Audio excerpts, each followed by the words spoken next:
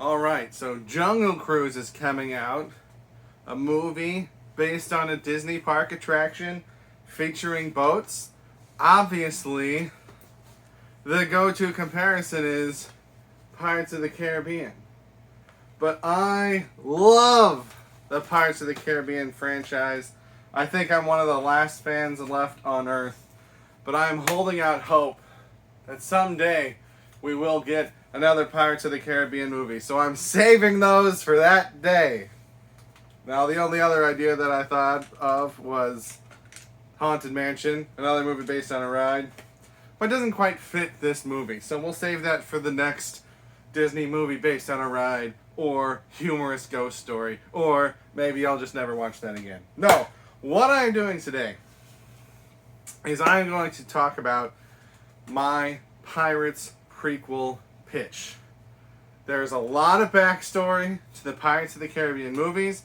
Some of it comes, I think, from the original ride. I've never actually been on the ride, but my understanding is that a lot of it comes from the ride.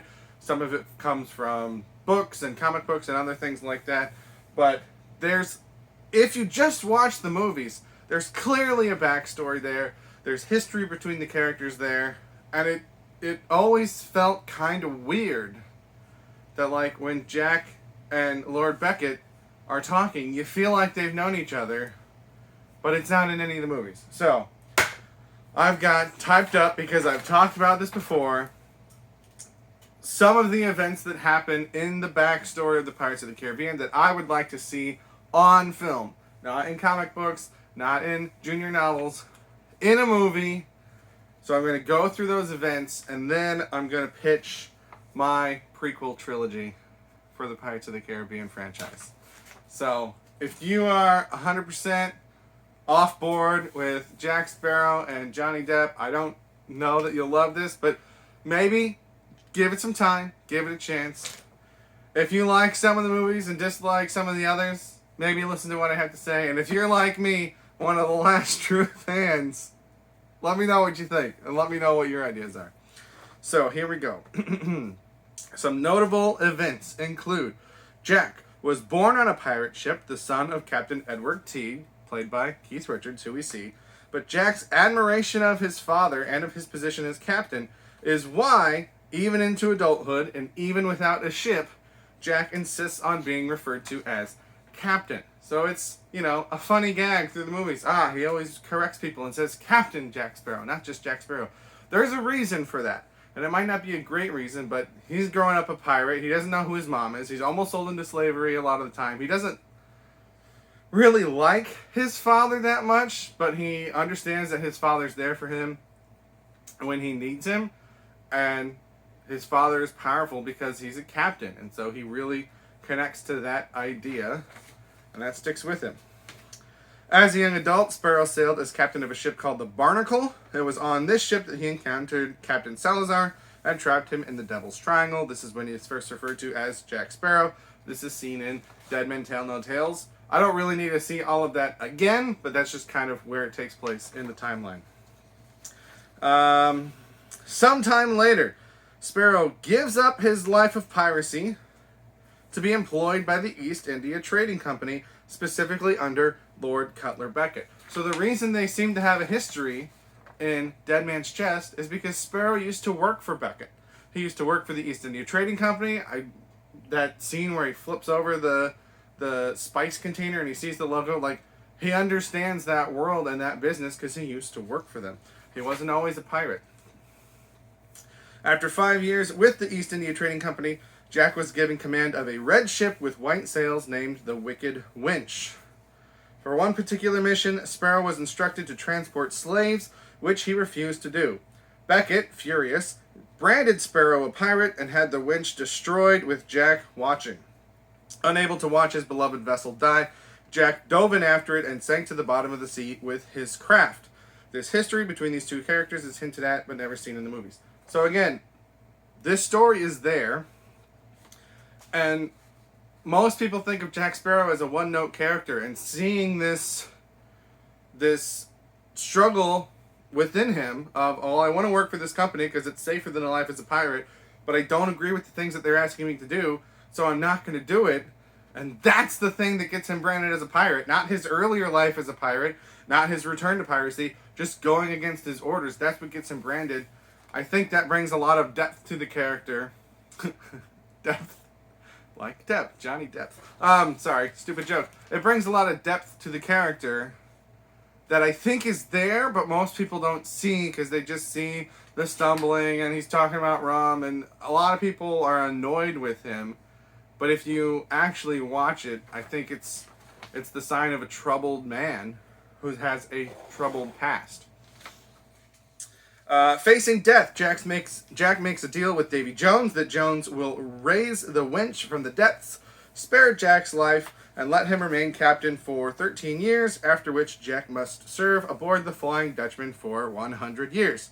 This deal is a major part of Deadman's Chest and At World's End, and it's why Jack's soul is said to be worth 100 souls, because he was supposed to serve for 100 years.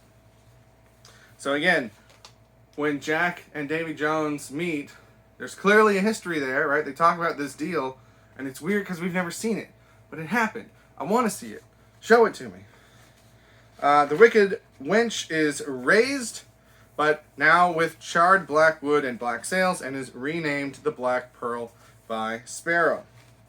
Sparrow gets a crew, including first mate Hector Barbossa, and barters with Tia Dalma for a magical compass, with which he plans to find, among other treasures, the phantom Isla de Muerta, which cannot be found except by those who already know where it is, or by those who have a magic compass. Now, from this point on, the things that happen are referenced in Curse of the Black Pearl, but not seen. After about 2 years commanding the Black Pearl, Barbossa convinces Sparrow to tell him the way to the island, after which Barbossa leads a mutiny, leaving Jack abandoned on an island. Barbossa and his crew take and spend the cursed treasure, thus setting into motion the events of the first film. 10 years later, the events of the first film start to play out. So those are like the main checkpoints of the history that has happened in this world that we just have not seen on screen. There's a ton of material here that leads directly to the events in future movies. Plenty here to create a prequel film or even a prequel trilogy from. Additionally, I'd love some more information on how Gibbs went from working with the Navy to working with Jack. We see in the first movie, Curse of the Black Pearl, at the beginning when we see young Will and young Elizabeth, Gibbs is there working with Norrington as part of the Navy, and then the next time we see him, he's a pirate working with Jack, and there's no explanation for how that happened. I would like to see how that happened. Bootstrap, I'd like to see more of Bootstrap Bill defending Jack to Barbossa. Again, we're told in the second film, Dead Man's Chest, that Bootstrap Bill was a friend of Sparrow's. We're told that in Curse of the Black Pearl when Jack meets Will, but we don't see Bootstrap until the second film, so I'd like to see more history with those two characters. And I'd like to see how Jack's father being a pirate affected him in his job at the East India Trading Company.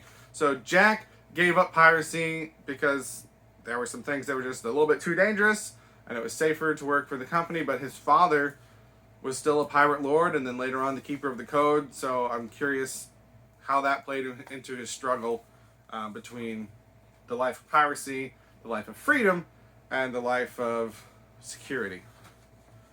You could even throw in some Fountain of Youth lore or talk of Poseidon's Trident to help connect on Stranger Tides and Deadman Tell No Tales to the overall narrative. So this wouldn't have to be a big part of the movies, but as younger Jack and younger pirates are going on different adventures and talking with other pirates and sharing stories, you could just have this lore thrown in there that eventually we'll catch up to later in the movies. Even without the extra material, however, the backstory would be a great way to show another side of Jack Sparrow. This would help justify the lovable part of his lovable jerk personality and give an actor, Depp or not, a chance to add another layer to the character that so many people have given up on. Now, at the time I'm recording this, there's been a whole hullabaloo with Johnny Depp and Amber Heard, and it's gone back and forth between he was abusive, no, it turns out that she was abusive, and it's like, I don't want to make a call on that. I don't know what happened. What I'm saying is that at this point, I don't know definitively that we should cancel Depp. But also, I'm not saying that he needs to carry this franchise forward. I think you can have someone else come in and take over the role. And I think that would bring in more audience members because a lot of people even before Depp was canceled, were tired of seeing him be Jack Sparrow. So that is all irrelevant to the pitch that I'm making right now. It would also help explain the urban legend status of the Black Pearl, why everyone is so interested in it, why everyone talks about it, why it's such a legendary ship. It makes the Davy Jones appearance more rewarding, and it makes the threat of Beckett more significant. If we know that he's got this past history with Jack and the things that he's done to Jack, that cuts deeper when we see him face off against Jack in later movies. But having Jack make such a selfless and noble decision in his past, I think would be a huge boost to the character. It would show why Jack is so slow to trust others, and reframe his silly antics as the behavior of a depressed and broken man constantly living in the moment because he has already seen the face of death. So now comes to my pitch. If done as a trilogy, the first film, I didn't come up with titles. Maybe you guys can let me know what would be good titles for these movies. If done as a trilogy, the first film would focus on Jack's childhood and upbringing. The first act would include his young childhood and his admiration for his father, who was referred to by everyone as Captain. The second act would show the early adventures aboard the Barnacle and briefly revisit his encounter with Salazar. Again, I don't need to see all that again, just to kind of place it in the timeline. It would be nice to just kind of cover it quickly. The third act would show the encounter with other pirates that finally made him decide to give up piracy for a career with the East India Trading Company. So I don't know that story, but I know that there was, I think, one specific encounter or perhaps a series of encounters that made him leave piracy. It wasn't because he didn't enjoy the life of piracy, it's because something happened, and I think the East India Trading Company seemed more secure and stable and safe to him, which is then why he's kind of torn and goes back to piracy after the East India Trading Company is no longer an option, because he didn't not like the life of piracy, it's just that there were certain things that were happening that made it unsafe for him. So I'd like to see those things. Also, in what little we know of Gibbs' backstory, we know that while he worked for the Navy, he often secretly freed pirates, including Jack and his father, because they regularly supplied him with rum.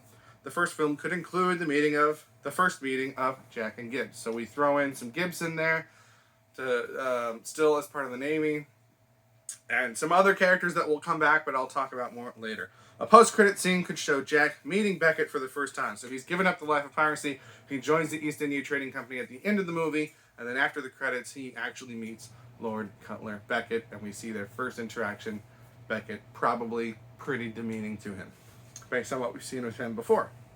Or perhaps not. Perhaps he's charming, and then throughout the second movie, we see that, obviously we would already know, but Jack wouldn't know. We see the kind of the transition to the more, you could go either way with it.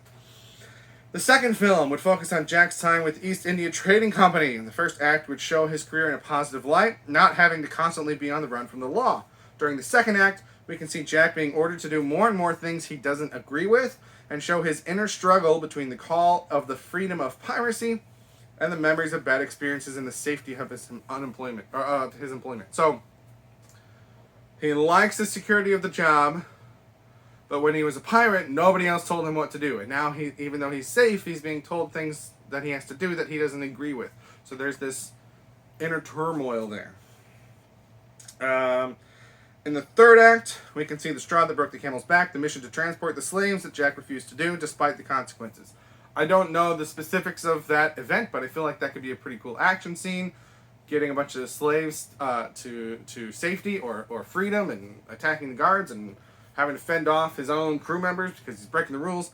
That seems like that could be really cool. Doesn't have to be a pirates fight, because he's not a pirate at this point, right? Okay. This film would end with Jack's branding and the sinking of the Wicked Wench. A post-credit scene could show Sparrow's deal with Davy Jones and the raising of the Black Pearl. So, that's kind of a lot to put in a post-credit scene, but people already, if they've seen the other movies, they already know what happens. This would just be where we would see it. So the film ends with the Wicked Wench being set on fire, Jack going in after it, and both of them sinking and dying, and Bucket feeling triumphant because he thinks that he's gotten rid of this little pest. Then we see at the end the deal, and then the Black Pearl rises from the depths, and movie's over. Okay, the third film would focus on Jack's new life being forced once again into piracy. In the first act, we can see him gather his crew, including Barbossa. This would be best done, so this is what I was mentioning earlier, if the characters that end up joining his first crew were previously seen in earlier movies, including crewmates with the Barnacle, fellow prisoners, or crewmates on the Wicked Winch. So, in that first movie, when he's sailing on the Barnacle, you can establish a couple key characters there that are going to come back as his crew in the third movie. Also, as he is imprisoned and freed by Gibbs or, whoever else, anytime he gets imprisoned, if he makes a certain connection with someone, some of those characters can come back. In the second film, we can see other characters that, like him, are torn, because there's going to be a lot of people like him that were pirates, that turn to this company for the safety, but don't agree with what they're told to do. So we can see some more of those characters who believe more in a man's personal freedom than being told what to do. And we can make some connections there.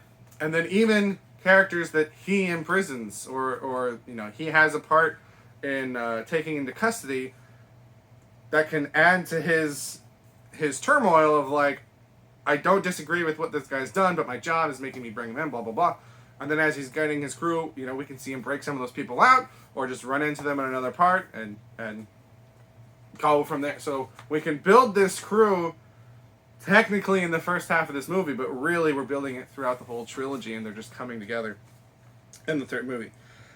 The second act could follow them through their early adventures and highlight Barbossa's schemes to mutiny, while also showing that Jack has lost touch and refuses to trust people, which makes his crew loyal to Barbossa. So I think that's a big thing that we need to see, is that Jack's not a bad person, but because he's been betrayed by his employers, because he's got this darkness in him from dying and making a deal to come back, he just doesn't trust anyone. He keeps everything close to the vest, and that's going to annoy your crew. And so even these people that have built up these relationships with him, they don't have to outright hate him, but as we see the rise of Barbossa, is that what this film is called? The Rise of Barbossa? As we see the rise of Barbossa, he can just be shown to be very convincing, and these people have their doubts about Jack, and they don't hate him, but they don't think he's being a very good captain, and they don't necessarily know what Barbossa's going to do with them and what's going to happen. And so they don't necessarily have to all become villains. We see it in Curse of the Black Pearl. A lot of them dislike him, but some of them kind of come back and join him later. So we can explain that, and we can show how that all happens in this movie. The exception, of course, being Bootstrap Bill, who would be shown to be Jack's most loyal follower, because he was the only one that kind of tried to stand up for him. The third act would show the mutiny during the journey to the Isla de Muerta, and the crew of the Pearl spending the treasure and discovering that the curse is real. The post-credit scene would show the opening scene of Curse of the Black Pearl, which is the Black Pearl attacking the Dauntless that young Will Turner and Elizabeth Swann, and also Gibbs, working for the Navy, are on, but this time from the perspective of the Black Pearl, not the Dauntless. So we see that scene again, the scene that opened the whole franchise, but from the other side. We flip turn upside down. So there's still a missing time period in there. It's the 10 years between that scene and when the rest of Curse of the Black Pearl takes place, because there's a 10-year gap there. And I think the most interesting thing there is going to be Gibbs. So if we're going to, colon a Star Wars story, this Pirates franchise, then we could have Gibbs colon up Pirates of the Caribbean story. We can tell some of these other stories there. Maybe something with Angelica, Blackbeard's daughter. I think her name is Angelica, and her history with Jack. And we can focus on other non-Jack Sparrow characters that have supporting roles in later films, so that even if people aren't 100% on board with Jack Sparrow, there's still something for them in those movies. But that's my main pitch, is leading up to that. Tell me what you think. Tell me I'm stupid, these movies are dumb, and Johnny Depp is awful, and I should not watch them anymore. Tell me that you love the idea, and Pirates movies are great, and people take them too seriously. Tell me that you like Pirates, but my ideas are stupid, and your ideas are better. I don't care what you tell me. Just tell me something. Those are my thoughts on my Pirates of the Caribbean prequel trilogy that I want. So, thank you for watching. That's all I've got. Tell me what you think, and have a good day.